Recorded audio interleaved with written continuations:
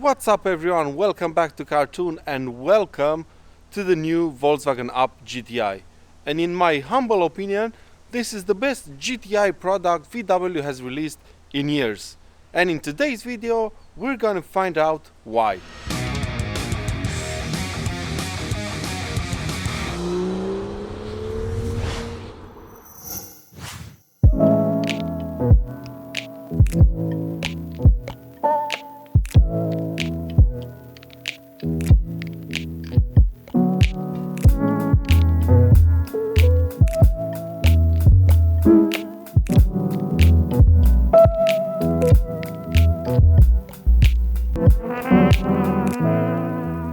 The main reason why I think this is the best GTI product VW has released in years is the fact that, contrary to what other people think, I actually believe that this is the true successor to the Mark I Golf GTI.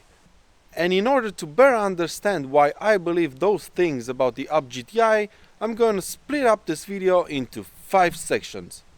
And we begin by talking about the design. As was the case with the original Mark I GTI, this GTI is not radically different than the base version. It only features subtle changes like a bit of lipstick next to the VW logo, some honeycomb grills all over the front of the car, 17-inch exclusive GTI wheels, a subtle roof spoiler on the back, some GTI badging, and of course on the inside the quite famous GTI upholstery. It also features the steering wheel from a Golf GTI, but that's kind of it. The second point that I want to cover with this GTI is the fact that VW has gone back to basics when building this car. I mean, just look at it. It's small, just like the original Mark I Golf GTI was, and it's got no fancy things on it, just basic level engineering. And let me give you a few examples of what I mean. On the back axle, the GTI features drum brakes. Why not? Considering the power this car has, they're perfectly fine.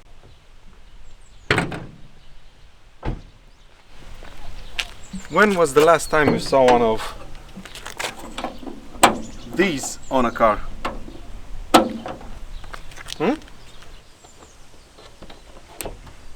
Or something like this.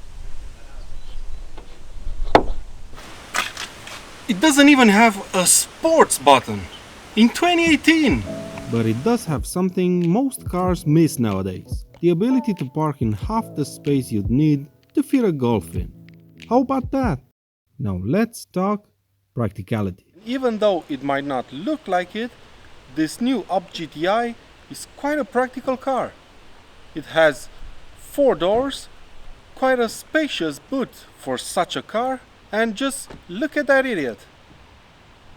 He sat in the front, adjusted his seat for him, and then jumped in the back, and there's enough legroom to be comfortable on a short trip. Ain't that right, Fatso? Yep. See? Told you. And the last thing I want to cover before we hit the road is pricing, because this car, in the exact spec you see it here, costs just 17,000 euros. And even though it may not sound cheap to you, this car truly is. Because at this price point, you can't even buy a base Polo.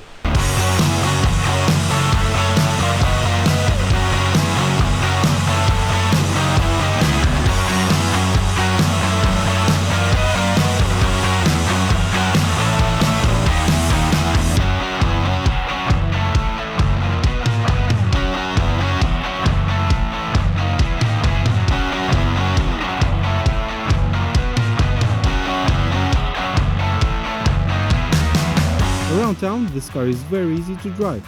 It's comfortable even though it's riding on 17-inch wheels with slim profile tires. The steering is light, so is the clutch pedal, and the gearbox is smooth to operate. Visibility is top notch, seats are really good, and the car is very refined overall. But the real fun starts when you get this car on a B road. A narrow, twisty B road. But first, some numbers. This car is powered by a 3-cylinder, 1-liter turbocharged petrol unit that's capable of producing 115 horsepower and 200 newton meters of torque.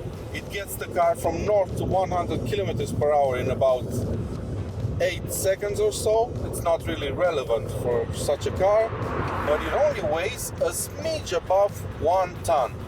And that means, unfortunately, that as soon as I've sat inside this car, its weight increased by over 10%. I'm sorry. That's actually quite true. So as I previously mentioned, this car doesn't have any sport mode or sport button in it.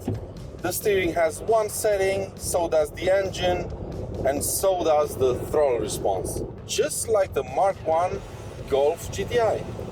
And that's the beauty of this package, because even though it doesn't have any of the modern tricks that all the other cars have, it's still very, very engaging to drive. And this engine is absolutely wonderful.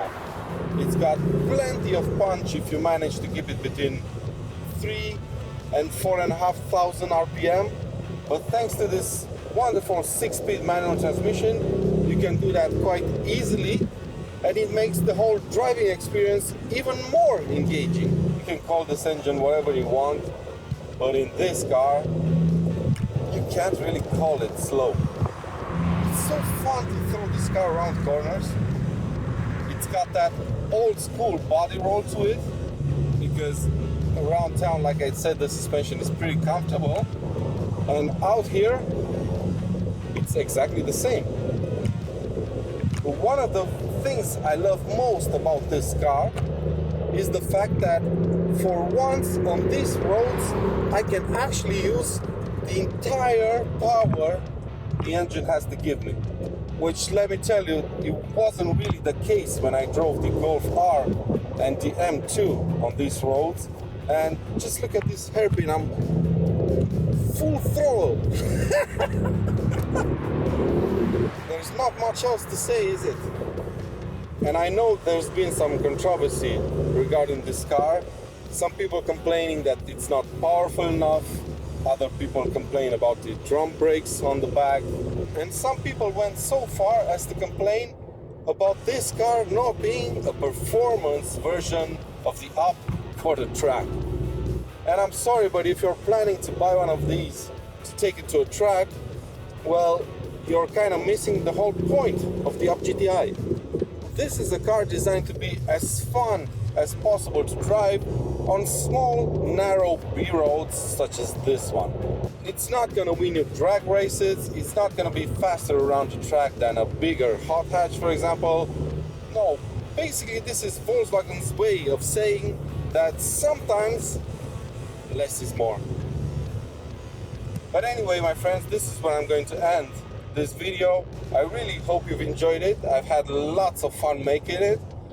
If you did, please give it a thumbs up and subscribe to Cartoon for lots more content to come. And until next time, take good care of yourselves, and I'll see you around.